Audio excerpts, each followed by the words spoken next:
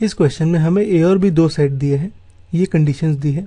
यहाँ पे ये वाला सिंबल जो होता है इसे हम कहते हैं इंटरसेक्शन, ये वाला सिंबल जो होता है इसे हम कहते हैं यूनियन। ये कंडीशंस दी है, एक कोई सेट एक्स दिया है, हमें शो करना है ए इज इक्वल टू बी होगा, यानी गिवन ये है, प्रूव ये करना है।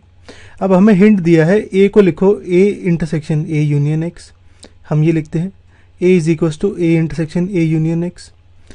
यहाँ पे हम ए यूनियन एक्स मेरा बी यूनियन एक्स के बराबर है, गिवन है मुझे, तो इसे मैं लिख लेता हूँ A intersection B union X. अब हमारा डिस्ट्रीब्यूटिव लॉ कुछ ऐसे कहता है, जैसे मेरा 1 इंटू 2 प्लस 3 होगा 1 इंटू 2 प्लस 2 इंटू 3, ऐसे ही यहाँ पे पहले आएगा ए इंटरसेक्शन बी, फिर आएगा ए इंटरसेक्शन एक्स और बीच में यू आ जाएगा, A intersection B, A intersection पहले बी आएगा, फिर ए इंटरसेक्शन फिर यू एक्स आएगा और ये वाला यू जो है यहाँ बीच में आ जाएगा। ए इंटरसेक्शन एक्स गिवन है मुझे नल सेट फाई के इक्वल, तो ये आ जाएगा A intersection B union null set. अब मैं किसी भी सेट से अगर नल सेट को यूनियन कर दूं यानी कॉम्बिनेशन डाल दूं तो मेरा वो सेट बचता है, क्योंकि नल सेट में तो कोई एलिमेंट ही नहीं है, तो ये आ जाएगा ए इंटरसेक्शन बी।